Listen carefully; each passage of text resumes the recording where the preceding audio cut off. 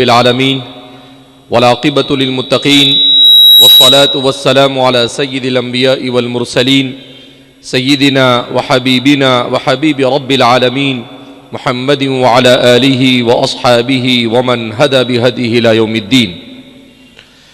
قال الله تبارك وتعالى في كتابه المجيد والفرقان الحميد: فأعوذ بالله من الشيطان الرجيم بسم الله الرحمن الرحيم ولا تهنوا ولا تحزنوا وأنتم الأعلون إن كنتم مؤمنين. وقال النبي صلى الله عليه وسلم: إن هذه القلوب تصدع كما يصدع الحديد بالماء وذهابها ذكر الموت وتلاوة القرآن. رواه البيهقي أو كما قال صلی اللہ علیہ وسلم. برادران اسلام اور اسٹیج پر جلوہ اور فروز حضرات علماء کرام، ہمارے اتراکھنڈ کے اس شہر سے تعلق رکھنے والے مسلمان نوجوان، سب سے پہلے ہم رب کریم کا شکر ادا کرتے ہیں کہ اللہ رب العزت نے ہمیں ایمان اور اسلام جیسی عظیم نعمت عطا فرمائی. ہم جس دور سے گزر رہے ہیں یہ بڑا نازک دور ہے، جس دور کو نبی کریم صلی اللہ علیہ وسلم نے دور فتن سے تعبیر کیا ہے. فتن کقطع اللیل المظلم، کہ میری امت پر ایک زمانہ ایسا آئے گا کہ تاریک رات کی طرف فتنے ہوں گے. کبھی رسول اللہ صلی اللہ علیہ وسلم نے ارشاد فرمایا کہ موسلادھار بارش کی طرف فتنے برسیں گے اور کوئی جگہ ایسی خالی نہیں ہوگی جو فتنوں سے محفوظ ہو. یہاں تک کہ ایک روایت میں آقا انعامدار صلی اللہ علیہ وسلم نے ارشاد فرمایا: حتی الفیافہ، یہاں تک کہ بیابان جنگل میں رہنے والا بھی فتنوں سے محفوظ نہیں ہوگا. اس وقت لوگوں کو تعجب ہوا ہوگا کہ شہر میں فتنہ، گاؤں میں فتنہ، بستی میں فتنہ، یہ تو سمجھ میں آتا ہے، مگر بیابان جنگل میں اگر کوئی آدمی جا کر بسے اور وہاں پر بھی وہ فتنوں سے محفوظ نہ رہ سکے تو اس کا کیا مطلب ہو سکتا ہے؟ یہ فتنے کی کون سی قسم ہوگی؟ شاید حضرات صحابہ کرام رضوان اللہ تعالیٰ عنہم اجمعین کے تصور و خیال میں اس کی کوئی شکل و صورت بھی نہیں آئی. ابھی کچھ سالوں پہلے شیخ محمد العارفی کی کتاب چھپی نہایت العالم، جس میں انہوں نے قیامت کی نشانیوں کا جو تذکرہ رسول اللہ صلی اللہ علیہ وسلم نے تفصیل کے ساتھ احادیث مبارکہ میں کیا ہے، تو انہوں نے بہت ساری نشانیوں کو تصاویر کے ذریعے سمجھانے کی کوشش کی. تو انہوں نے 25 سال پہلے اس کتاب میں سمجھایا کہ رسول اللہ صلی اللہ علیہ وسلم نے جن فتنوں کی نشاندہی کی کہ میری امت پر ایک زمانہ ایسا آئے گا کہ بیابان جنگل میں رہنے والا بھی فتنے سے محفوظ نہیں رہے گا، کہا اس کی شکل انہوں نے یہ بتائی. ایک تصویر اس میں انہوں نے دی تھی، ایک جنگل تھا جہاں پر اس جنگل کے اندر میں ایک سیٹلائٹ لگا ہوا تھا اور لوگ اس کے ارد گرد بیٹھ کر ٹیلی ویژن دیکھ رہے تھے. تو 25 سال پہلے انہوں نے یہ تصور پیش کیا تھا کہ اللہ کے رسول صلی اللہ علیہ وسلم کی 2 روایتیں یہاں پر سمجھ میں آتی ہے اور آپ صلی اللہ علیہ وسلم کی صداقت اور سچائی اور نبی یہ برحق ہونے کا پتہ چلتا ہے اس طور پر کہ ایک تو رسول اللہ صلی اللہ علیہ وسلم نے ارشاد فرمایا کہ موسلادھار بارش کی طرف فتنے برسیں گے، اور دوسرا رسول اللہ صلی اللہ علیہ وسلم نے ارشاد فرمایا کہ بیابان جنگل میں بھی فتنہ پہنچ چکا ہوگا، وہاں پر رہنے والا بھی اس فتنے سے محفوظ نہیں رہے گا۔ کہا کہ یہ ایک جنگل ہے، اس جنگل کے اندر میں یہ سیٹلائٹ ہے، اس جنگل کے اندر میں ٹیلی ویژن کا ایک اینٹینا رکھا ہوا تھا ایک خیمے کے ساتھ، اور کہا کہ دیکھو سیٹلائٹ کے ذریعے سے فتنے زمین پر آ رہے ہیں اور جنگل بھی اس سے محفوظ نہیں۔ اگر وہ اپنی اس کتاب کو نیا ایڈیشن شائع کرے تو شاید اب انہیں وہ جنگل کے اندر میں رکھے ہوئے ٹی وی کے اینٹینا کو بھی بتانے کی ضرورت نہیں، موبائل ہی بتانے کے لیے کافی ہے۔ تو آپ اندازہ لگائے کہ رسول اللہ صلی اللہ علیہ وسلم نے امت کی ہر میدان میں ہر جگہ پر ایسی رہنمائی اور رہبری فرمائی کہ اس سے زیادہ رہبری کا مزید کوئی تصور نہیں ہو سکتا ہے۔ آپ صلی اللہ علیہ وسلم نے اسی لیے 1,24,000 صحابہ کرام رضوان اللہ تعالیٰ عنہم مجمعین کے درمیان حجۃ الوداع کے موقع پر اپنے آخری حج جو اسلام کے بعد آپ کا پہلا اور آخری حج تھا، اس حج کے موقع پر حضرات صحابہ کو ساری چیزیں بیان کی، اور اس کے بعد حضرات صحابہ سے پوچھا الا هل بلغت، کیا میں نے تمہیں اللہ کا پیغام پہنچا دیا؟ حضرات صحابہ نے یک زبان ہو کر کہا بلغت الامانۃ ونصحت الامۃ، اے اللہ کے رسول صلی اللہ علیہ وسلم، آپ کو ہدایت کی جو امانت سپرد کی گئی تھی آپ نے اسے پورے طور پر امت کو پہنچایا، اور امت کو نصیحت کرنے میں آپ نے کوئی کسر نہیں چھوڑی۔ حضرات صحابہ کرام رضوان اللہ تعالیٰ مجمعین فرماتے ہیں کہ اس موقع پر ہم نے رسول اللہ صلی اللہ علیہ وسلم کا ایک معجزہ دیکھا، اور وہ معجزہ کیا تھا کہ جو صحابی آپ صلی اللہ علیہ وسلم کی اس تقریر کے وقت آپ کے پاس بیٹھا ہوا تھا، وہ جیسا سنتا تھا ویسا ہی بغیر مائک کے 1,24,000 میں جو سب سے اخیر میں بیٹھا تھا اس کو بھی آواز ویسے ہی پہنچ رہی تھی جیسا آپ کے بالکل قریب پہنچنے والے کو پہنچ رہی تھی۔ کوئی مائک نہیں تھا، کوئی سپیکر نہیں تھے، کچھ نہیں تھا، مگر فرماتے ہیں رسول اللہ صلی اللہ علیہ وسلم کو معجزہ اللہ رب العزت نے عطا فرمایا تھا کہ 1,24,000 ہمارے یہاں تو 200-500 آدمی ہو تو آواز کا پہنچانا کیا ہو جاتا ہے، مشکل ہو جاتا ہے، مگر فرماتے ہیں کہ رسول اللہ صلی اللہ علیہ وسلم کی آواز پورے 1,24,000 مجمع نے ہو بہو ویسی ہی سنی جیسا کہ آپ کے قریب بیٹھے ہوئے نے سنی۔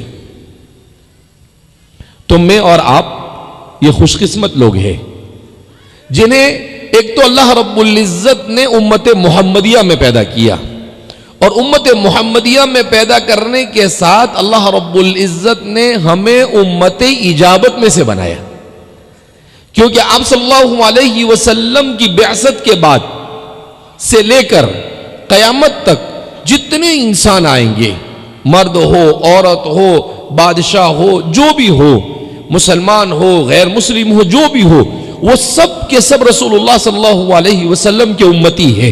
اسی لیے ہمارے علماء نے لکھا ہے کہ امتی کی 2 قسمیں ہیں، ایک ہے امت اجابت اور دوسری ہے امت دعوت۔ جس نے اللہ کے رسول صلی اللہ علیہ وسلم کے پیغام کو اور آپ کے دین کو قبول کیا وہ امت اجابت ہے، اور جس نے آپ کے پیغام کو قبول نہیں کیا اس کو امت انکار کا لقب نہیں دیا۔ قربان جائیے ہمارے علماء پر، ہمارے علماء نے کہا یہ امت دعوت ہے، یعنی اجابت والوں کی ذمہ داری ہے کہ جو ابھی تک مسلمان نہیں ہوئے ان تک کہ اللہ کے پیغام کو پہنچانے کی کوشش کرے، اس لیے کہ وہ امت دعوت ہے،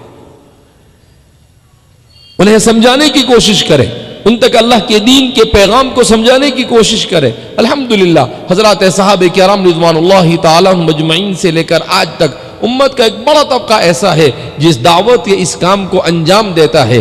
اللہ رب العزت نے اس امت کو انبیاء کی ذمہ داری سپرد کی، اسی لیے قرآن نے کہا کنتم خیر امت اخرجت للناس تأمرون بالمعروف وتنہون عن المنکر۔ مفکر اسلام حضرت مولانا علی میاں ندوی نور اللہ مرقدہ فرماتے تھے اللہ رب العزت نے اس آیت کریمہ میں امت محمدیہ کی بعثت کے مقصد کو بیان کیا، اور اللہ نے فرمایا کنتم خیر امت اخرجت للناس، کہ تم بہترین امت ہو. کیا مطلب؟ حضرت آدم علیہ نبی علیہ الصلوۃ والسلام سے لے کر آج تک یعنی رسول اللہ صلی اللہ علیہ وسلم کی بعثت تک ہم نے بے شمار انبیاء اور بے شمار امتوں کو اس زمین کے اوپر بھیجا، مگر ان امتوں میں اگر سب سے بہترین کوئی امت ہو سکتی ہے تو وہ امت محمدیہ علی صاحبہ الف الف تحیۃ و سلام ہے، جس کو قرآن کریم نے خیر امت سے تعبیر کیا، کنتم خیر امت، کہ تم بہترین امت ہو. سوال پیدا ہوا کیوں بہترین امت ہے؟ تو اللہ رب العزت نے اس کا جواب دیا، کنتم خیر امت اخرجت للناس، کہ تمہیں نکالا گیا، تمہیں وجود بخشا گیا، تمہیں اس دنیا کے اندر میں پیدا کیا گیا، تمہیں اس دنیا میں اللہ نے بھیجا ہے، اپنے لیے نہیں بھیجا ہے، اخرجت للناس، لوگوں کی نفع رسانی کے لیے تمہیں بھیجا ہے. اللہ حضرت مولانا علی میاں صاحب نور اللہ مرقدہ کو قرآن سے بڑی مناسبت تھی، تو حضرت کے افادات قرآن پڑھنے سے تعلق رکھتے ہیں. حضرت نے لکھا ہے، حضرت فرماتے ہیں یہاں پر اللہ نے ایسا نہیں کہا کنتم خیر امت اخرجت للزراعہ، کہ تم بہترین امت ہو کھیتی باڑی کے لیے پیدا کی گئی ہو. اللہ نے ایسا نہیں کہا کنتم خیر امت للتجارہ، تم بہترین امت ہو جو تجارت کے لیے پیدا کی گئی ہو. اللہ نے ایسا نہیں کہا کنتم خیر امت اخرجت للصناعہ، کہ تم بہترین امت ہو جو انڈسٹری کو آباد کرنے کے لیے، بازاروں کو آباد کرنے کے لیے پیدا کی گئی. کہا کنتم خیر امت اخرجت للناس، کہ اس امت کا ہر فرد انسانیت اور اللہ کی مخلوق کو نفع پہنچانے کے لیے پیدا کیا گیا. ہر فرد کی ذمہ داری کہ وہ دوسرے انسان کو نفع پہنچائے. کیا مطلب نفع کا؟ کہا نفع دو طرح کا ہوتا ہے، ایک ہے دنیاوی نفع اور ایک ہے اخروی نفع. دنیاوی نفع کیا ہے؟ کہ اگر کوئی بھوکا ہے تو اسے کھانا کھلائے، اگر کوئی پیاسا ہے تو اس کے پانی پلائے، اگر کوئی ضرورت مند ہے تو اس کی ضرورت کو پورا کرے، اگر کوئی تکلیف میں ہے تو اس کی تکلیف کو دور کرنے کی کوشش کرے. تو یہ ساری دنیاوی ضرورتیں ہیں، مگر سب سے بڑی ضرورت اخروی ضرورت ہے. اور وہ ضرورت کیا ہے؟ کہ تم میں سے ہر فرد اس بات کا ذمہ دار ہے کہ تمہیں دوسرے لوگوں کی ہدایت کی کوشش اور فکر کرنی ہے، کہ تمہیں کوشش اور فکر کرنی پڑے گی. تمہیں اپنے گھر میں بھی لوگوں کو ہدایت پر لانے کی کوشش کرنی پڑے گی. وَأَنذِرْ عَشِيرَتَكَ الْأَقْرَبِينَ، اپنے رشتہ داروں کو ڈرانا ہے، اپنے محلے والوں کو ڈرانا ہے. لِتُنذِرَ أُمَّ الْقُرَى وَمَنْ حَوْلَهَا، مکہ والوں کو اور مکہ کے ارد گرد رہنے والوں کو. ام القرى ومن حولها کی تفسیر اس زمانے کے بعض مفسرین نے بڑی پیاری تفسیر کی ہے. کہ عجیب اتفاق ہے قرآن کریم کی اس آیت کریمہ سے رسول اللہ صلی اللہ علیہ وسلم کے عالمی نبی ہونے کا اور گلوبل پیغمبر ہونے کا پتہ چلتا ہے. کہا وہ کیسے؟ کہا اس طور پر کہ اللہ کے رسول صلی اللہ علیہ وسلم کی بعثت مکہ مکرمہ میں ہوئی، اور مکہ مکرمہ اس وقت جغرافیہ دانوں کی تحقیق کے مطابق دنیا کا بالکل سینٹر ہے. بر اعظموں کے اندر میں اگر دیکھا جائے تو دنیا کے بالکل بیچو بیچ واقع ہے. تو فرماتے ہیں لِتُنذِرَ أُمَّ الْقُرَى، اب مکہ والوں کو ڈرائے، وَمَنْ حَوْلَهَا، اور اس کے ارد گرد والوں کو ڈرائے. تو اس کے ارد گرد کے اندر میں پوری دنیا آ گئی، اس لیے کہ وہ سینٹر میں ہے اور اس کے ارد گرد پوری دنیا آئی. تو اللہ کے رسول صلی اللہ علیہ وسلم کو صرف مکہ اور اطراف مکہ تک نہیں بلکہ پوری دنیا کے انسانوں کے لیے مبعوث کیا گیا، اور آپ کو عالمی نبی بنا کر بھیجا گیا. اس امت کو بھی عالمی امت بنایا. اس امت کے اللہ رب العزت نے خود چونکہ ذمہ داری لی، اللہ رب العزت نے اس سے پہلے جو لوگ آئے بِمَسْتُحْفِظُوا مِن کتاب اللہ، ان کو کہا گیا، اس امت کو جس امت پر تورات کا نزول ہوا اس امت کہا تم اپنی کتاب کی حفاظت کرو. جس پر انجیل کا نزول ہوا ان سے کہا تم اپنی کتاب کی حفاظت کرو. جس پر زبور کا نزول ہوا ان سے کہا گیا تم اپنی کتاب کی حفاظت کرو. مگر جب اللہ نے قرآن کو نازل کیا تو اللہ نے کیا کہا؟ اِنَّا نَحْنُ نَزَّلْنَا الذِّكْرَ وَإِنَّا لَهُ لَحَافِظُونَ، ہم نے اس کو نازل کیا ہے اور ہم ہی اس کی حفاظت کریں گے. اور پھر اس کی حفاظت کا جو انتظام کیا، اللہ اکبر، دنیا کی ساری کے ساری سازش کرنے والوں کی سازشیں ناکام ہو گئی، اور آج تک کہ قرآن کریم محفوظ ہے اور قیامت تک محفوظ رہے گا. اس وقت تک محفوظ رہے گا جب تک کہ سورج یہ مشرق کے بجائے مغرب سے طلوع نہ ہو جائے. اس دن پھر اللہ قرآن کریم کو اٹھا لے گا.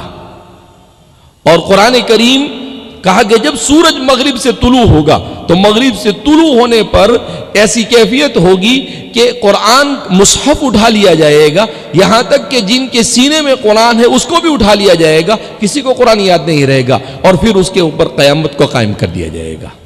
کہا اس پوری دنیا کا قیام اور بقا یہ موقوف ہے صرف اور صرف کتاب اللہ کے اوپر.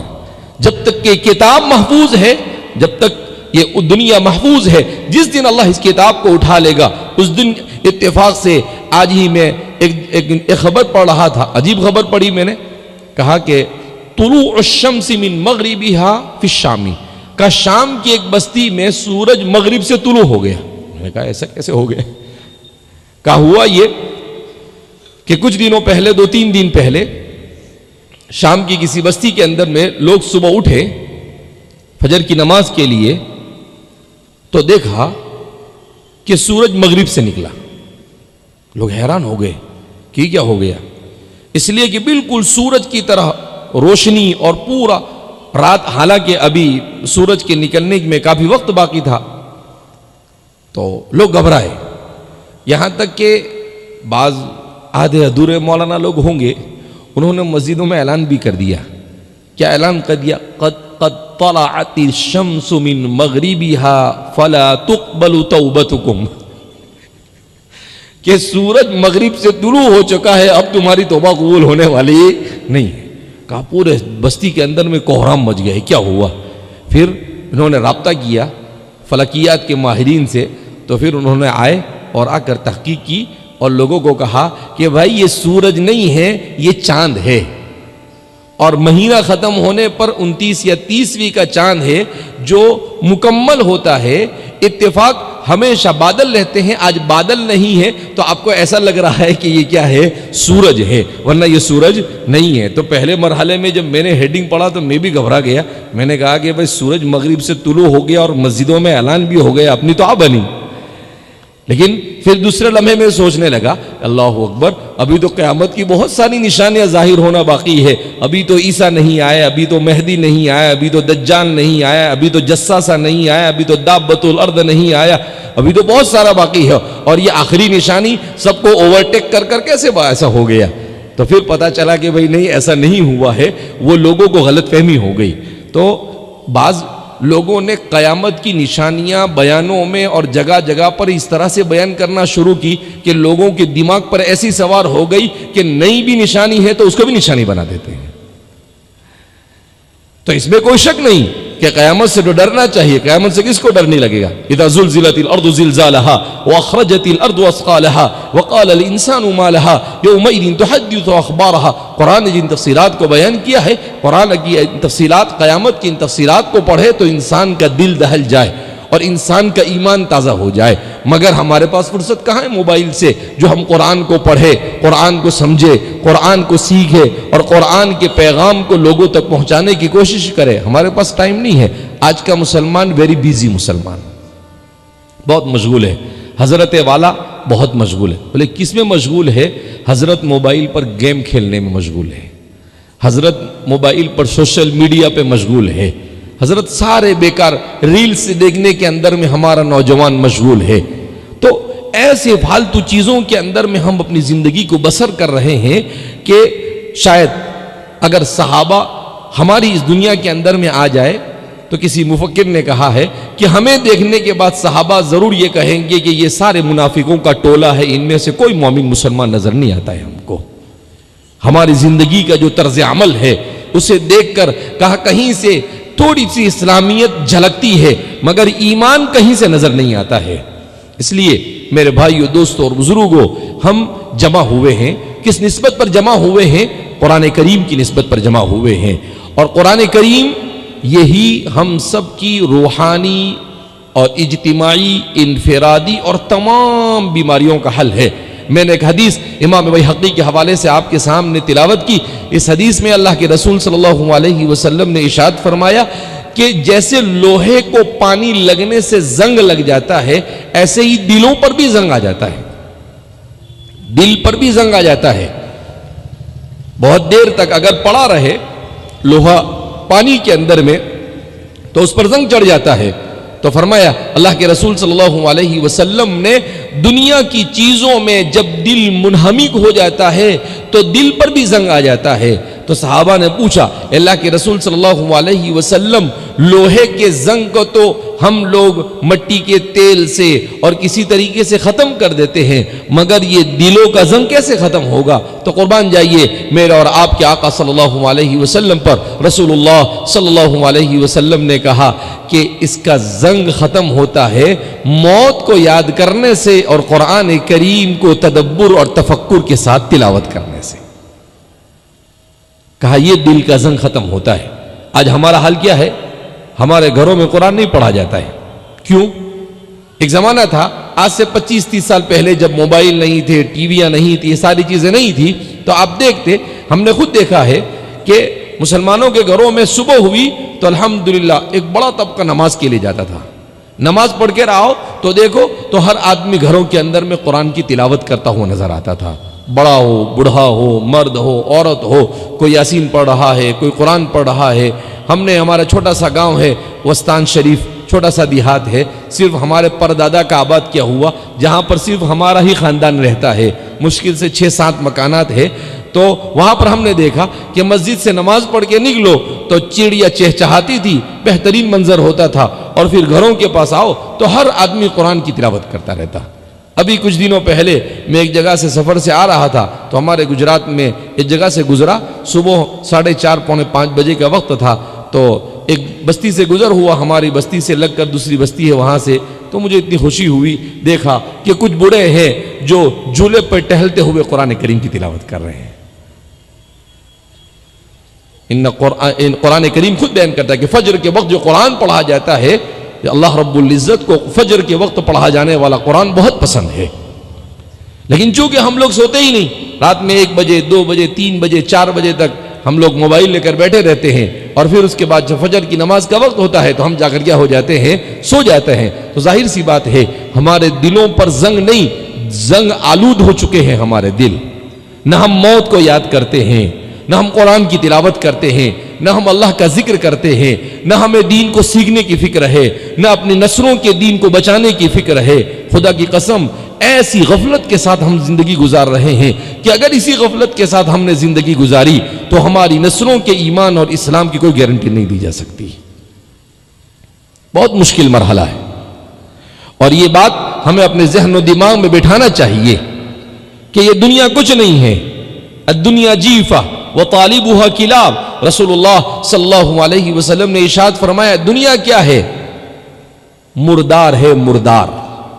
اب کیا فرما رہے ہیں؟ دنیا مردار ہے، اور یہ دنیا کے پیچھے دوڑ لگانے والا یہ کتے کے مانند ہے. حضور فرماتے ہیں مردار کو کون کھاتا ہے؟ کتا کھاتا ہے. لہذا اس بنا پر میرے بھائیو، دوستوں اور بزرگوں، ہمیں قرآن کی طرف لوٹنے کی ضرورت ہے. ان مجلسوں کے مقصد یہی ہے، ان مجلسوں کا مقصد یہ نہیں ہے کہ بھیڑ جمع ہو جائے اور ایک کان سے سن کر دوسرے کان سے نکال کر پھینک دیا جاوے. نہیں، قرآن کریم کی آیت کریمہ میں نے آپ حضرات کے سامنے پڑھی، اسے سمجھا کر میں اپنی بات کو ختم کرتا ہوں. اللہ رب العزت فرماتے ہیں وَلَا تَهِنُوا وَلَا تَحْزَنُوا وَأَنْتُمُ الْأَعْلَوْنَ إِن كُنتُم مُؤْمِنِينَ. یہ آیت کریمہ کب نازل ہوئی؟ یہ آیت کریمہ جس کا مطلب ہے وَلَا تَهِنُوا وَلَا تَحْزَنُوا، اے مسلمانوں لا تہینو، کمزور مت پڑ جاؤ، ولا تحزنوا، اور غم میں مبتلا نہ ہو جاؤ، وانتم الاعلون، تم ہی سر بلند رہو گے، ان کنتم مؤمنین، اگر تم سچے اور پکے مومن رہے. یہ آیت کریمہ کب نازل ہوتی ہے؟ یہ آیت کریمہ رسول اللہ صلی اللہ علیہ وسلم پر نازل ہوتی ہے غزوہ احد کے بعد. اسلام کا سب سے پہلا غزوہ کون سا ہے؟ غزوہ بدر. اور اسلام کا دوسرا غزوہ کون سا ہے؟ غزوہ احد. غزوہ بدر میں کیا ہوا؟ دشمن 1000 کی تعداد میں لیس ہو کر آیا، اور ادھر 300 لوگ تھے، 313 تھے، اور بغیر کسی تیاری کے پہنچے تھے. مگر صحابہ کا ایمان، صحابہ کی جرأت، اسباب کم تھے، وسائل کم تھے، مگر ایمان مضبوط تھا، رسول اللہ کی دعائیں ساتھ میں تھی. تو وہ 313 وہ اپنے سے 3 گنا کے اوپر کیا ہو گئے؟ غالب آ گئے. وَيَوْمَ بَدْرٍ قرآن کریم نے اس کی تفصیلات کو بیان کیا ہے۔ اس کے بعد احد میں کیا ہوا؟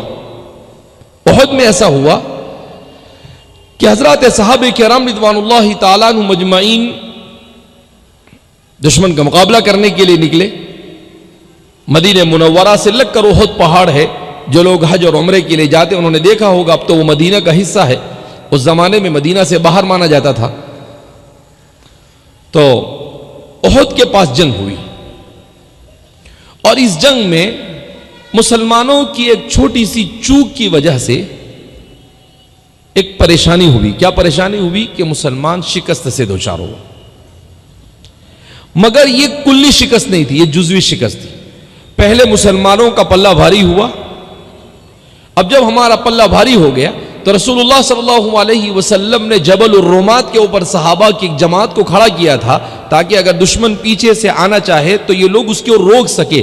وہ جبل الرومات والے ان صحابہ کے درمیان آپس میں اختلاف ہو گیا۔ کچھ صحابہ نے کہا کہ جنگ ختم ہو چکی ہے، لہذا ہم کو یہ جگہ چھوڑ کر ہم کو چلے جانا چاہیے، مال غنیمت کو جیسے لوگ سمیٹ رہے ہیں ہم کو بھی سمیٹنا چاہیے۔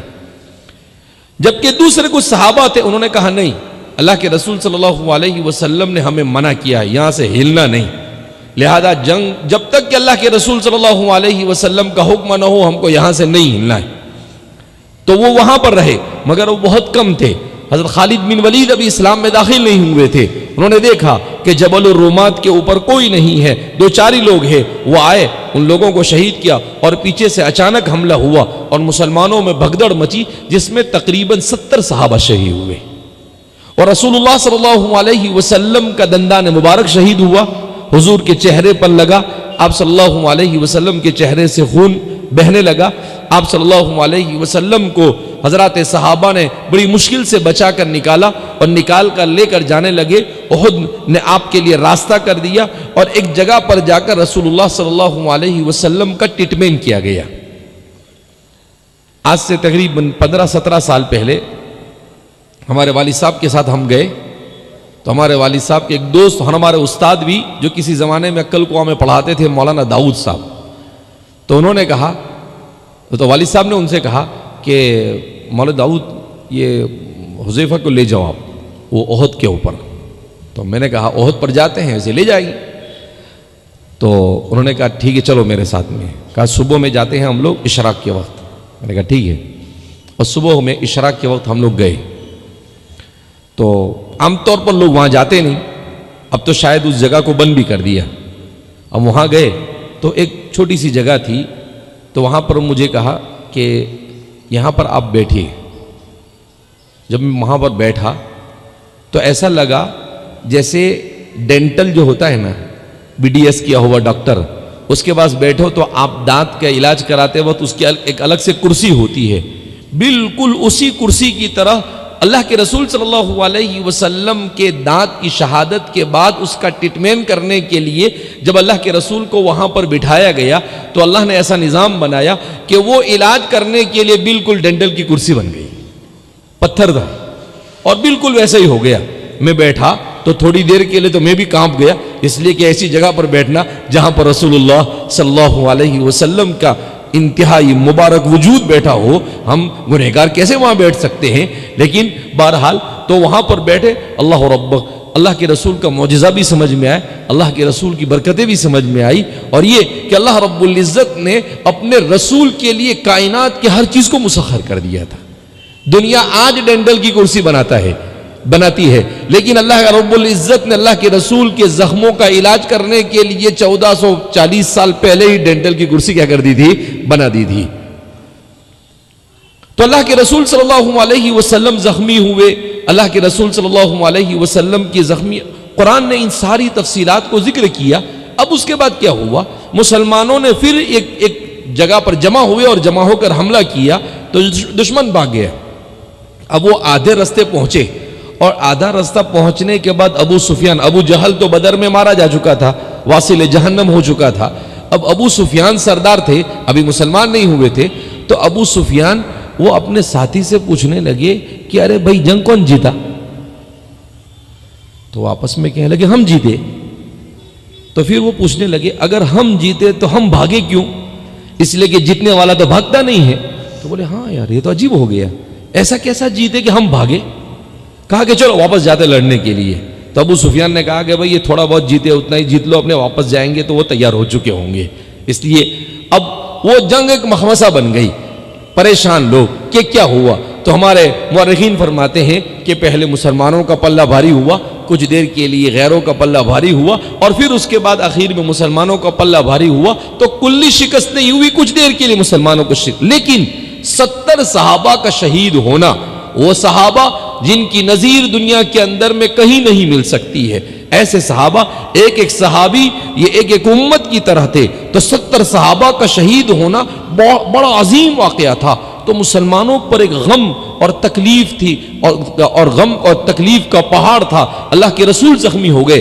تو اس موقع پر قرآن کریم کی آیت کریمہ نازل ہوئی، وَلَا تَهِنُوا وَلَا تَحْزَنُوا وَأَنْتُمُ الْأَعْلَوْنَ إِن كُنتُم مُؤْمِنِينَ۔ ارے مومن ہو کے ڈرتے ہو، ارے مومن ہو کے گھبراتے ہو، ارے مومن ہو کر بے چین ہو جاتے ہو؟ کہا مومن نہیں ڈرتا ہے، اگر تم ایسی طریقے سے اپنے ایمان کو مضبوط کر لو گے تو دنیا کی کوئی طاقت تمہیں ڈرا نہیں سکتی، تمہیں ہرا نہیں سکتی، تمہیں ختم نہیں کر سکتی ہے۔ تو اس لیے ضرورت اس بات کی ہے کہ ہم اپنے گھروں پر دین کی محنت کریں، ہم اپنے گھروں پر ایمان کی محنت کریں، ہم اپنے بچوں پر قرآن کی محنت کریں۔ بڑے مبارک بات ہے کنز القرآن اور اس کے ذمہ داران کہ ماشاءاللہ انہوں نے قرآن کریم کو پڑھنے پڑھانے کا یہ نظام شروع کیا۔ حضرت عثمان ابن عفان رضی اللہ تعالیٰ عنہ کی روایت ہے جس میں حضرت عثمان ابن عفان رضی اللہ تعالیٰ عنہ فرماتے ہیں، کیا فرماتے ہیں؟ حضور نے فرمایا خیرکم من تعلم القرآن وعلمہ، تم میں سب سے بہترین وہ ہے جو قرآن کو سیکھے اور قرآن کو سکھائے۔ مگر بڑا افسوس ہے آج قرآن کے سیکھنے سکھانے والے کو بڑی حقارت کی نگاہ سے دیکھا جاتا ہے۔ امت کو احساس نہیں، امت کی اکثریت وہ ہے اس کو ایک ہی بھوت سوار ہے، میرا بچہ ڈاکٹر بن جائے، میرا بچہ انجینئر بن جائے، میرا بچہ مالدار بن جائے، میرا بچہ تاجر بن جائے، میرا بچہ کلکٹر بن جائے، میرا بچہ انسپیکٹر بن جائے۔ ٹھیک ہے، لیکن اگر مسلمان اپنے ایمان کے سودے کے ساتھ دنیا کی تعلیم حاصل کرتا ہے تو خدا کی قسم اس سے بڑا خسارہ اور کوئی نہیں ہو سکتا ہے۔ یہ کون سا سودا ہوا کہ جس سودے میں ہم اپنی فانی دنیا کو خرید رہے ہیں، اور کس کا سودا کر رہے ہیں؟ اپنی باقی آخرت کے لیے، ہمیشہ ہمیش کی آخرت کا سودا کرنا، اس سے بڑا خسارہ اور کوئی نہیں ہو سکتا ہے۔ ہمارے والد صاحب نور اللہ مرقدہ وہ فرمایا کرتے تھے کہ مسلمان انجینئر بنے، ڈاکٹر بنے، کلیکٹر بنے، مگر وہ سب سے پہلے سچا اور پکا مسلمان بنے۔ تو ہمیں اپنے بچوں کو سب سے پہلے دین سکھانے کی ضرورت ہے۔ اگر ہم نے اپنے بچوں کی دین کی فکر نہیں کی تو خدا کی قسم قیامت کے دن ہم سب کو اللہ کے سامنے جواب دینا پڑے گا۔ آج ہمارے بچے الحاد، کفر، بے دینی کا شکار ہو رہے ہیں، بد اخلاقی اور بدکرداری کا شکار ہو رہے ہیں۔ حضرت شیخ الاسلام فقیہ الاسر حضرت مولانا تقی عثمانی صاحب انہوں نے اپنے سفرناموں کے اندر وہ متعدد جگہوں کے اوپر لکھا ہوا ہے کہ مسلمانوں کو پرائمری سے لے کر پی جی تک، یونیورسٹی اور ہائر ایجوکیشن تک کے اپنے بچوں کے ایمان کو بچانے کے لیے اپنے اداروں کو قائم کرنا دنیا کے ہر ملک میں ضروری ہے۔ اور آپ نے پھر عجیب بات ارشاد فرمائی، آپ نے فرمایا یہ موت اور حیات سے زیادہ سنگین مسئلہ ہے۔ کیا فرمایا آپ نے؟ موت اور حیات سے زیادہ سنگین مسئلہ ہے۔ مگر آج بھی میں اس کے ایسے کہتا ہوں کہ کے جی سے لے کر پی جی تک کے ہمارے ادارے ہونے چاہیے، ہماری نگرانی میں ہونے چاہیے۔ حضرت حکیم الامت مجدد ملت حضرت تھانوی رحمۃ اللہ علیہ سے 1322 میں، آج کون سا ہے؟ ہم 1447 میں۔ آج کے مسلمان کو تو ابھی یہ پوچھو کہ بھئی کون سا اسلامی سال چل رہا ہے وہ بھی نہیں معلوم ہوتا ہے۔ ارے بھئی کون سے اسلامی سال سے گزر رہے ہیں ہم؟ 1447۔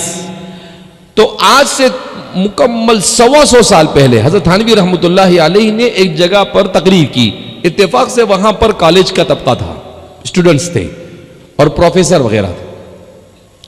تو حضرت سے کسی نے سوال کیا بیان شروع ہوتے ہی، کہا کہ حضرت انگریزی تعلیم اور عصری تعلیم سیکھنا کیسا ہے؟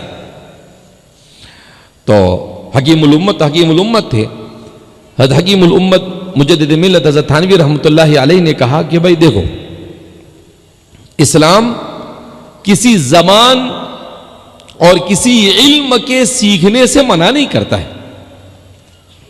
دنیا کی کوئی بھی زبان سیکھو، اس لیے کہ زبان کسی کی بھی ہو مگر وہ زبان تو اللہ کی طرف سے ہے.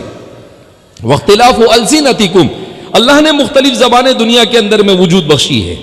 کہا زبان بذات خود کسی زبان یا کسی علم کا سیکھنا یہ اسلام میں ناجائز نہیں ہے، مگر سب سے پہلے یہ دیکھنا ہے کہ جس زبان اور جس علم کو آپ سیکھ رہے ہو اس کو کس ارادے اور نیت سے سیکھ رہے ہو. انما الاعمال بالنیات، سب سے پہلا سوال. دوسرا، جو چیز اس میں سکھائی جا رہی ہے وہ کیسی ہے اور اس کا اثر ہمارے عقائد پر کیسے پڑ سکتا ہے. تیسرا، حضرت نے کہا کہ جس ماحول میں وہ سکھائی جا رہی ہے اس ماحول کا ہمارے بچوں کے ایمان اور اسلام پر کیا اثر ہو سکتا ہے. کہا یہ 3 سوال کے جواب ہو تو پھر میں بتاؤں. پھر حضرت خود ہی جواب دیتے ہیں. کہا مسلمان انگریزی سیکھے، مسلمان سائنس جو کچھ سیکھنا ہو، جغرافیہ اور جو بھی جتنے بھی علوم ہے، فزکس ہے، کیمسٹری ہے، بایولوجی ہے، میتھس ہے، سب سیکھے مسلمان. لیکن حضرت نے فرمایا کہ سب سے پہلے مسلمان کو اپنا دین اچھی طریقے سے سیکھنا چاہیے، لہذا اپنے مکاتب کے نظام کو، مدارس کے نظام کو مضبوط کرنا چاہیے. دوسرے نمبر پر حضرت نے کہا کہ چونکہ اس کو جس ماحول میں پڑھایا جاتا ہے وہ بڑا بے دین کا ماحول ہوتا ہے اور پڑھانے والے بھی بے دین ہوتے ہیں، لہذا اس کا علاج یہ ہے کہ اس میں پڑھنے پڑھانے والے یہ علماء اور بزرگوں کی صحبت میں ہر ہفتہ 10 دن کے اندر میں حاضر ہوتے رہے تاکہ ان کے دماغ میں اس تعلیم کی وجہ سے اسلام کے بارے میں جو شکوک و شبہات آ رہے ہیں وہ شبہات کا ازالہ ہو سکے.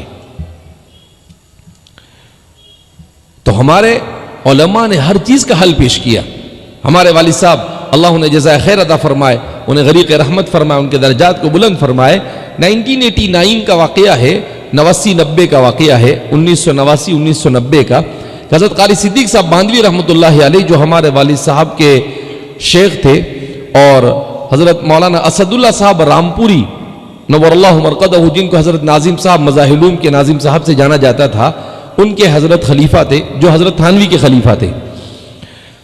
تو ان کے پاس ایک آدمی اور کہا کہ حضرت میرے لیے بڑا سنگین مسئلہ ہے. کہا کیا ہوا؟ کہا دعا فرمائے. کہا میری بیٹی جو ہے کسی غیر کے ساتھ چلی گئی. یہ کب کی بات ہے؟ 1990 کی.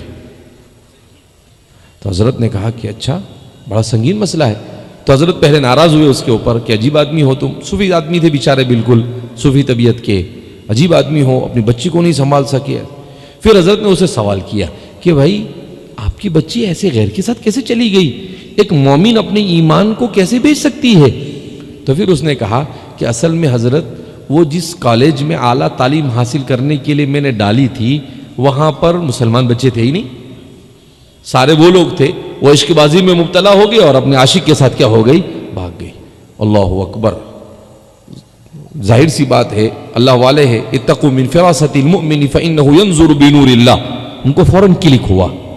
انہوں نے والد صاحب کو بلایا، کہا مولی غلام ادھر آؤ. والد صاحب کہا کہ بھائی دیکھو یہ تو بڑا سنگین واقعہ پیش آ رہا ہے، ایک کام کرو آپ مدرسے کے اندر میں اسکول اور کالج شروع کرو اور عصری تعلیم دینی ماحول میں. تو والد صاحب نے کہا کہ حضرت مفتی لوگ فتوے چالو کر دیں گے اور سیدھا کفر کا فتویٰ لگتا ہے. تو حضرت نے کہا کہ بھئی دیکھو مجھے ایسا محسوس ہو رہا ہے کہ آج یہ ایک واقعہ پیش آیا، اگر ہم نے اپنی نگرانی میں ہمارے نوجوانوں کو دینی ماحول میں عصری تعلیم نہیں دی تو آئندہ ایسے بہت سارے واقعات پیش آ سکتے ہیں. لہذا اس فتنہ ارتداد کا ایک ہی حل ہے کہ ہمارا بچہ اس ماحول میں جا کر ارتداد کا شکار ہو رہا ہے، ہم ان کو اپنے ماحول کے اندر میں لے آئیں. والد صاحب نے کہا ٹھیک ہے حضرت آپ کا جیسا حکم ہو. والد صاحب کو وہ لے کر گئے عبد الرحمن انتولے کے پاس. وہ اس وقت مہاراشٹر کے سی ایم تھے. تو ان سے کہا کہ بھائی ہم مولوی لوگ ہیں, اسکول کالج وغیرہ ہمارے مدرسوں میں شروع کرنا چاہتے ہیں. تو انہوں نے کہا کہ دیکھو آپ کا پہلا تجربہ ہے, آپ ایسی کالج ایسا ادارہ شروع کرو جو 1 سال 2 سال چلتا ہو, تاکہ آپ کو پتہ چلے کہ بھائی آپ اس میں کامیاب ہوتے ہیں یا نہیں. تو ITI شروع ہوا 92 کے اندر میں ہمارے یہاں پر, ITI انڈسٹریل ٹریننگ انسٹیٹیوٹ. 6 مہینے کے بعد پہلے حضرت آئے, داخلہ ہوا جب حضرت قاری صدیق صاحب باندھوی نور اللہ مرقدہ عارف باللہ, اور پھر اس کے بعد 6 مہینے کے بعد حضرت بھی تشریف لائے. تو حضرت نے کہا کہ بھائی مولوی غلام وہ بچے کہاں ہیں جو ہمارے اس کالج کے اندر میں پڑھنے کے لیے آئے ہیں؟ تو عصر کی نماز کا بالکل وقت ہو رہا تھا. والد صاحب نے کہا حضرت یہی سب بیٹھے ہوئے ہیں. کہا یہ تو سب مدرسے کے بچے. کہا مدرسے اور کالج کے سب ہے. کہا اچھا. اب نماز کے بعد ان کو بلایا تو دیکھا کہ جب آئے, جب ان کے چہروں پر داڑھی نہیں, لباس ان کا بالکل انگریزوں جیسا, اور آج 6 مہینے کے بعد دیکھا تو وہ بالکل مولانا جیسے نظر آ رہے. سب کے چہروں پر داڑھیاں اور لباس بھی ان کا بدل چکا, سروں پر ٹوپیاں اور نماز کی پابندی. ان بچوں سے پوچھا تو کہا کہ بھائی ہمارا تو ایمان بچ گئے یہاں کر. تو پھر انہوں نے کہا کہ مولوی غلام اب اس کو آگے بڑھانا ہے اور ہم اس میں کامیاب ہیں. پھر اس کے بعد BUMS کالج شروع ہوا. تو ایک مولانا صاحب نے 95-96 کے اندر میں ایک مولانا صاحب نے والد صاحب کی کتابچہ لکھا کہ بھائی یہ مولوی امت کے نوجوانوں کو مرتد کر رہا ہے, بگاڑا. عجیب آدمی, ارتداد سے بچانے کی بات چل رہی ہے, فکر ہو رہی ہے, اور اس کو بالکل الٹا. وہ کہتے ہیں نا کہ بھائی مولانا صاحب ہے, ان کو سنبھال کے رکھنے کا. مولانا صاحب اگر وہ ایک مرتبہ ایک کوہ پریشان ہو گیا تو اس کو کوے کو پوچھا کسی نے کہ بھئی تو کیوں پریشان ہے, تو حرام ہے, تیرے کو نہیں کھا. بولے یہ مولانا صاحب ہے, کھانے پر آوے تو کوے کو بھی حلال کر دے وے. تو اب ظاہر سی بات ہے, اب انہوں نے ایسا پورا الٹا. اب والد صاحب بے چین ہو گئے. تو والد صاحب نے حضرت قاری صدیق صاحب سے کہا کہ حضرت میں نے آپ کو پہلے ہی کہا مولوی ہاں باشد کے چپ نہ شود. کہا کہ دیکھو کرم فرمائی کیا ہو گئی, شروع ہو گئی. تو حضرت بڑے ذہین آدمی تھے. حضرت نے اس کو لیا, یوں کر پھاڑ دیا, اور پھاڑنے کے بعد کہا مولوی غلام یہ عند اللہ آپ کے کام کی مقبولیت کی علامت اور نشانی ہے. کہا اس کو کوڑے دان میں ڈال دو اور اپنا کام کرتے رہو. یہ مولوی لوگوں کو 25 سال کے بعد سمجھ میں آئے گا کہ امت کی سب سے بڑی ضرورت ہے یہ. اور ویسا ہی ہوا, اب سب کو سمجھ میں آ رہا ہے. تو میں کہتا ہوں اللہ کرتے یہ امت 25 سال پہلے جاگ گئی ہوتی تو شاید آج ہمارے یہ حال نہ ہوتا جو آج ہو رہا ہے. لہذا ضرورت اس بات کی ہے کہ ہم اپنے اداروں کو, میں نے یہاں پر پوچھا کہ مسلمانوں کی بڑی تعداد ہے, 25-30% مسلمان ہیں, اور ماشاءاللہ کہا تعلیمی ادارے, کہا ٹھیک ہے کا دکا ادارے ہیں, کوئی تعلیمی ادارے نہیں ہے, تو یہ افسوس کا مقام ہے. لہذا علماء کی نگرانی میں مسلمانوں کے KG سے لے کر PG تک کے اپنے ادارے ہونے چاہیے. اگر ہم اپنی نسلوں کے ایمان کو بچانا چاہتے ہیں, میں جگہ جگہ پر جا کر یہی بات کہتا ہوں لوگوں سے کہ اس وقت ہم ایمرجنسی اور ICU میں ہیں. اگر اب بھی ہم نہ جاگے تو آئندہ ہمارے کھڑے ہونے کا امکان اسباب کے درجے میں نظر نہیں آ رہا ہے. لہذا ہمیں اس کی فکر کرنی چاہیے کہ ہم اپنے مدرسوں کو بھی مضبوط کریں اور ساتھ ساتھ میں اپنے اصلی تعلیمی ادارے قائم کریں. میں کہتا ہوں کہ بھائی ہمیں اپنے بچوں کا ایمان بچانا ہے تو ہم دوسرے باہر کے لوگوں کے پیسوں پر کیوں نظر کریں. ہمارے لوگ کھڑے ہو جائے, اللہ نے جس کو دولت دی ہے 5-10 لوگ کھڑے ہو جاوے اور کھڑے ہو کر گروپ بنائے, انشاءاللہ ہم لوگ ان کو پورا سکھائیں گے, پرمیشن کیسے لانا, کس طریقے سے چلانا, پورا طریقہ ہم بتائیں گے, اور دینی ماحول وہاں پر کیسے قائم کرنا اور کس طریقے سے اس کو چلانا. یہ وقت کی سب سے بڑی ضرورت ہے. اب ہم اس سے غفلت نہیں برت سکتے. اگر اب بھی ہم نے غفلت برتی اور ہماری نسل کفر شرک کا شکار ہوئی, خدا کی قسم ہم سب کو قیامت کے دن اللہ کے سامنے جواب دینا پڑے گا. اس لیے ضرورت اس بات کی ہے کہ ہم, آج تو یہ صورتحال ہے کہ ہمارے مدرسوں میں بھی ہمارے امت نے بچوں کو بھیجنا بند کر دیا, مدرسوں میں بھی بچے نہیں آتے ہیں. ہمیں یہ فکر ہے کہ ہمارے معاشرے میں ڈاکٹر اور انجینئر ہو, مگر ہمیں یہ فکر نہیں کہ ہمارے مستقبل میں ہمارے بچوں کے ایمان کو بچانے کے لیے علماء نہیں ہوں گے تو ہماری امت کا کیا ہوگا. آخری ایک قصہ سنا کر اپنی بات کو ختم کر دیتا ہوں. ابھی ایک واقعہ مشہور ایک عرب عالم ہے, ان کا سنا ہوگا, پھر میں نے اس کی تحقیق کی تو وہ واقعہ عجیب واقعہ ہے کہ طالب علم دین کا حصول یہ کتنی بڑی نعمت ہے. حدیث میں آتا ہے من سلک جو آدمی طالب علم کے راستے پر چلتا رہے سہل اللہ له طریقا الی الجنہ، اللہ اس کے لیے جنت کے راستے کو ہموار کر دیتا ہے اور آسان کر دیتا ہے. بالکل اس کا جیتا جاگتا نمونہ آج سے 50 60 70 سال پہلے ملک شام کے اندر میں پیش آیا. کیا واقعہ پیش آیا؟ ایک آدمی تھے، ان کا نام تھا عبداللہ، اور وہ دمشق کا ایک قبرستان ہے دحداح، ایک صحابی گزرے ہیں حضرت ابو دحداح رضی اللہ تعالیٰ عنہ، تو اس سے ملتا جلتا نام اس لیے مجھے بھی یاد رہ گیا وہ. تو دحداح مقبرۃ الدحداح، مقبرہ دحداح کے اندر میں قبر کھودنے والے. اب اس قبر کھودنے والے آدمی کے پاس وہ ایک عورت آئی جو پردہ نشین تھی، اور اس عورت نے آ کر روتے ہوئے اس سے کہا کہ قبر کھود دو، میں قبر کی مزدوری آپ کو دے دوں گی. اس نے کہا ٹھیک ہے. وہ کہتے ہیں میں نے قبر کھودی اور 10-15 لوگ ایک جنازے کو لے کر آئے اور اس کو ہم نے قبر میں اتارا. تو کہا کہ میں قبر بھی کھودتا تھا اور ساتھ ساتھ میں میت کو قبر کے اندر میں اتارنے بھی مدد کرتا تھا. تو کہا میں بھی اترا. اب جب میں اندر اترا تو کیا ہوا، جیسے ہی ہم نے میت کو رکھا، میت کو رکھتے ہی وہ قبر بالکل وسیع ہو گئی. کہا میرے ساتھ والوں کو نظر نہیں آیا، میں سب دیکھ رہا ہوں. اور میں نے دیکھا کہ دو بہترین سوار آئے سفید کپڑے میں ملبوس اور اس نوجوان کو اپنے ساتھ میں لے کر گئے، اور اپنی نگاہ جہاں تک پہنچے وہاں تک کہ قبر وسیع ہو گئی. کہا کہ مجھ پر غشی طاری ہوگی، بے ہوشی طاری ہوئی، میں گر گیا. لوگوں نے مجھے نکالا اور کچھ دیر کے بعد جب میں ہوش میں آیا تو میں نے لوگوں سے کہا میں نے ایسا ایسا دیکھا. تو لوگوں نے کہا پاگل ہے، تو نے کچھ ایسے ہی بے ہوشی کے اندر میں دیکھ لیا ہوگا. 2-4 مہینے ہوئے. 2-4 مہینے کے بعد عورت آئی دوبارہ اور پھر اس نے کہا کہ میرے بچے کا انتقال ہو گیا ہے، ایک قبر کھود دے. کہا میں نے پھر قبر کھودی. اب میں نہیں پہچان سکا، پردے میں تھی کہ یہ وہی عورت ہے یا کوئی اور عورت ہے. خیر وہ میں نے پھر قبر کھودی اور پھر میں اس نوجوان کو بھی قبر میں لے کر اترا. تو کہتے ہیں کہ بالکل اسی جیسا پہلا جیسا منظر تھا ویسا ہی منظر، کہ جیسے ہی اس کو نوجوان کو قبر میں رکھا وہ قبر تحد نگاہ وسیع ہو گئی. نوجوان آتے ہیں اور دو سوار آتے ہیں اور اس کو اپنے ساتھ میں لے کر جاتے ہیں. کہا اس بار میں نے اپنے اعضاء پر قابو پایا اور میں بے ہوش نہیں ہوا اور ہوش و حواس میں رہا. میں نے لوگوں کو کہا لیکن لوگوں کو میری بات کچھ سمجھ میں نہیں آئی. میں جلدی سے قبر سے باہر آیا اور باہر آ کر میں اس عورت کی تلاش میں نکل پڑا کہ یہ عورت کون ہے، اور میں ان سے پوچھوں کہ آخر یہ کون لوگ ہیں کہ جو سیدھے ابھی تو قبر کو بند کرنے سے پہلے ہی سیدھے جنت میں جا رہے ہیں. کون لوگ ہیں یہ؟ حالانکہ ان کے ساتھ جنازے میں 8-10 لوگ سے زیادہ نہیں ہے. تو کہتے ہیں کہ وہ عورت باہر کھڑی بیٹھی ہوئی رو رہی تھی. میں نے اس عورت سے جا کر پوچھا کہ اماں میں آپ سے پوچھنا چاہتا ہوں، یہ جو 3 مہینے پہلے بھی آپ ہی آئی تھی کیا؟ تو وہ روتے ہوئے کہنے لگی ہاں، میرے ایک بچے کا انتقال 3 مہینے پہلے ہو گیا نوجوان کا، اور دوسرے نوجوان کا انتقال آج ہو گیا. اور وہ زاروں قطار رونے لگی.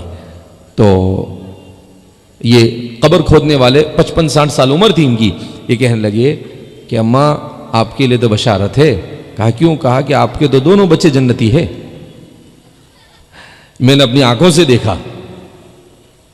تو کہا عمل بتاؤ آپ، ان نوجوانوں کا عمل کیا تھا؟ تو اس بوڑھیا نے کہا عمل تو یہ تھا کہ پہلا جو میرے بیٹے کا انتقال ہوا وہ طالب علم تھا، وہ علم دین سیکھتا تھا. اور جو دوسرے بیٹے کا انتقال ہوا تو چونکہ ہم غریب لوگ ہیں، ان کے والد کا پہلے انتقال ہو چکا ہے، تو یہ اپنا جو بھائی طلب علم کی محنت کر رہا تھا اس کے پیچھے پورا خرچہ یہ برداشت کر رہا تھا اور اس کا پورا خرچہ یہ دیتا تھا، اس کی کفالت کرتا تھا، اس کا اسپانسر تھا یہ. تو کہا کہ اچھا تو طالب علم بھی سیدھا جنت میں اور علم دین کے لیے جو کفالت کر رہا ہے وہ بھی سیدھا جنت میں گیا. کہا اللہ اکبر. وہ کہتے ہیں میں نے تو وہاں سے اپنا جو بھی سامان تھا کھدائی کرنے کا میں نے پھینکا اور میں سیدھا مسجد دمشق جامع دمشق میں گیا اور وہاں کے شیخ سے کہا کہ بھئی میں تو علم حاصل کروں گا. تو وہ شیخ کہنے لگے کہ بھئی آپ 55-60 سال کے ہو گئے اب کیا علم حاصل کرو؟ کہا کہ نہیں ایسا مت کہو، میں تو علم حاصل کروں گا چاہے علم حاصل کرتے کرتے مر جاؤں. اب اس کے بعد انہوں نے علم حاصل کیا. آپ کو تعجب ہوگا 10 سال محنت کی اور 12-14 سال کے بعد دمشق کے بڑے علماء میں ان کا شمار ہوتا ہے. یوٹیوب پر بھی ان کا اپنے کیا کہتے ہیں، آپ گوگل پہ بھی ان کا نام ڈالو تو ان کے حوالے آ جاتے ہیں. ان کا نام تھا عبداللہ ابن محمد الحفار. حفار کے معنی قبر گڑھا کھودنے والا، وہ اسی سے مشہور ہو گئے. پھر ان کی نسلوں میں علماء پیدا ہوئے. ابھی کچھ مہینوں پہلے ان کے ایک پوتے بہت بڑے عالم تھے ملک شام کے، عبد الرزاق الحفار کر ان کا انتقال ہوا. تو انہوں نے اپنی زندگی میں اپنے سارے بچوں کو نصیحت کی کہ بھائی علم دین حاصل کرو، اور علم دین حاصل کرنے والوں کی خدمت کرو، یہی جنت کا راستہ ہے، اس سے بہتر وہ جنت کا کوئی راستہ ہو سکتا نہیں ہے. تو میرے بھائیو، دوستو اور بزرگوں، یہ آج کے واقعات، یہ اللہ کے رسول کی باتیں ہیں جو لوگوں نے اپنے زمانے میں دیکھی. لہذا ہمیں کوشش کرنی چاہیے کہ ہم میں سے ہر آدمی قرآن سے وابستہ ہو. بھائی قرآن کو سیکھیں گے. قرآن کی محفل میں آئے ہیں ماشاءاللہ 18 بچوں نے قرآن حفظ کیا ہے. ہر آدمی جتنا آپ قرآن کریم کے ساتھ وابستگی اختیار کرو گے، خدا کی قسم دنیا کے بد سے بدتر حالت میں بھی اللہ رب العزت آپ کو ہمت اور جرأت کے ساتھ کھڑے ہونے کی توفیق عطا فرمائے گا. کتنے بھی بدترین حالات آ جائے. ہمارے سامنے ہے اہل غزہ، ہے کہ نہیں؟ ہمارے سامنے کتنے سال ہوئے؟ 2 سال ہوئے. 22 لاکھ انسان بے گھر ہو چکے ہیں، نہ کھانا ہے نہ پینا ہے، مگر ایمان اور جرأت کی علامت بن کر کھڑے ہوئے ہیں. ان کے اس پورے کے پورے حالات کے اندر میں اتنی جرأت کے ساتھ کھڑے ہونے کے پیچھے کیا راز ہے؟ تو ہمارے ایک دوست نے ایک مضمون بھیجا تھا، اس میں اس نے لکھا تھا سر صمود غزہ، اہل غزہ کی ثابت قدمی کا راز کیا تھا؟ تو اس نے کہا القرآن الکریم، قرآن کریم. کہ ایسے بدترین حالات میں جب کھانا نہیں پینا نہیں، بھوک سے دوچار ہے، مگر ان کے یہاں روزانہ کی بنیاد پر سینکڑوں بچے قرآن کریم کا حفظ مکمل کرتے ہیں. اور کہا ہے وہ، انہوں نے مضمون نگار نے لکھا ہے کہ اگر مجھے کوئی کہے کہ غزہ کا کیا نام دوں، تو کہا میں اسے کہوں گا مدینۃ القرآنی و مدینۃ الحفاظی، سٹی آف قرآن اور سٹی آف حفاظ، کا حافظوں کی سٹی. وہاں 90 نہیں 95% لوگ قرآن کریم کے حافظ ہیں. اللہ کے رسول صلی اللہ علیہ وسلم کی روایت بھی ہے، حضور نے کہا میری امت پر ایسے فتنے آئیں گے. حضرت علی نے سوال کیا، اللہ کے رسول صلی اللہ علیہ وسلم مل مخرج منہا، اس فتنوں سے ہم کیسے نکلیں گے اور اپنا ایمان کیسے بچائیں گے؟ حضور نے فرمایا کتاب اللہ، اللہ کی کتاب کے ذریعے سے. جس نے قرآن کریم کو پڑھنا، قرآن کو سمجھنا، قرآن کریم کی تعلیمات پر عمل کرنا، قرآن کے پیغام کو لوگوں تک پہنچانا اپنی زندگی کا مقصد بنایا ہوگا، انشاءاللہ اللہ اس کا خاتمہ ایمان پر فرمائے گا. اور جو قرآن سے دور ہوگا، اللہ نہ کرے وہ ایمان کے بغیر اس دنیا سے چلا جائے. اس لیے میرے بھائیو، دوستو اور بزرگوں، ہم اتنی بڑی تعداد میں یہاں پر جمع ہوئے ہیں، ہم بھی یہ عہد کریں کہ ہم میں سے ہر گھر کے اندر میں کم از کم قرآن کریم کا ایک حافظ ہونا ضروری ہے. بھائی کریں گے انشاءاللہ؟ بہت آہستہ بول رہے ہیں، اس کا مطلب پکا ارادہ نہیں ہے. کون سے شہر کا نام کیا ہے آپ کے؟ ہلدوانی والوں نے پکا ارادہ نہیں کیا ایسا لگتا ہے. ابھی کریں گے کہ نہیں؟ ہاتھ اٹھا کر بولو کہ سب قرآن کے ساتھ وابستہ ہوں گے انشاءاللہ. قرآن کریم کے ساتھ وابستہ ہوئے فقد فاز فوزا عظیما، یہ دنیا اور آخرت کی کامیابی ہمارے قدم چومے گی. لہذا اس بنا پر ہم قرآن کے ساتھ وابستہ ہونے کا عہد کریں. نہیں قرآن پڑھنا آتا ہے، اپنے امام صاحب کے پاس جا کر قرآن سیکھیں. قرآن سیکھنے کے لیے آپ کو کوئی سال نہیں لگتے ہیں، آپ بہت جلدی قرآن سیکھ لیں گے، مگر ہم فکر ہی نہیں کرتے ہیں. قرآن پڑھنا نہیں آتا، 60 سال 70 سال کا ہے، آپ نے بولے قرآن پڑھو. بہت سارے لوگ حرم وغیرہ میں ملتے ہیں، بولے مولانا قرآن پڑھنا نہیں آتا. مجھے بڑا غصہ آتا ہے. میں نے کہا 60 سال کا کھا پی کے اللہ کی نعمتیں کھا کے بڈھا ہو گیا اور کیا بولتا ہے قرآن پڑھنا نہیں آتا ہے. ارے نہیں آتا ہے تو سیکھنے کی، پھر میں اس کو چلا میرے پاس، میں سکھاتا ہوں تیرے کو، ابھی 4 دن میں قرآن پڑھنا سکھا دوں گا.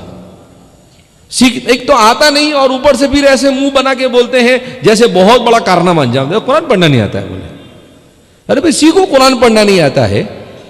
آدمی سائیکل چلانا سیکھتا ہے، بڈھا ہو جاتا ہے اسکوٹر چلانا سیکھتا ہے، بڈھا ہو جاتا ہے گاڑی چلانا سیکھتا ہے، اور قرآن کریم کی تلاوت کا شوق نہیں. ہمارا ہر فرد قرآن کریم کا حافظ ہونا چاہیے، قرآن کے ساتھ وابستگی ہونی چاہیے. حضرات اسی لیے علامہ اقبال نے کیا بہترین بات کہی، وہ زمانے میں معزز تھے مسلمان ہو کر اور ہم ذلیل و خوار ہوئے تاریک قرآن ہو کر. ہم نے قرآن کو چھوڑا تو اللہ نے ہم کو لوگوں کے حوالے کر دیا. ہم قرآن کو پکڑیں گے تو اللہ رب العزت ہمارا ہو. من کان للہ کان اللہ لہ. جو اللہ کا ہوگا اللہ اس کا ہو جائے گا. اس لیے ہمارے ان ساری مصیبتوں سے نکالنے کا اگر سب سے بہترین اور سب سے آسان کوئی راستہ ہے تو وہ ہے کتاب اللہ کے ساتھ وابستگی. اللہ رب العزت ہمارے اور آپ کے سب کے قرآن کی نسبت پر یہاں پر جمع ہونے کو قبول فرمائے. اللہ ہم سب سے راضی ہو جیسے اعمال کی توفیق مرحمت فرمائے. اور اللہ رب العزت ہم سب کو ایمان پر استقامت نصیب فرمائے. اور ہمارے علماء کی جس جماعت نے اس اور پروگرام کے لیے محنتیں اور جد و جہد کی ہے اللہ ان سب کو جزائے خیر عطا فرمائے. اللہ اپنی رضا والے اعمال کی توفیق مرحمت فرمائے اور اپنی ناراضگی والے راستے سے ہماری حفاظت فرمائے. وآخر دعوانا الحمدللہ رب العالمین.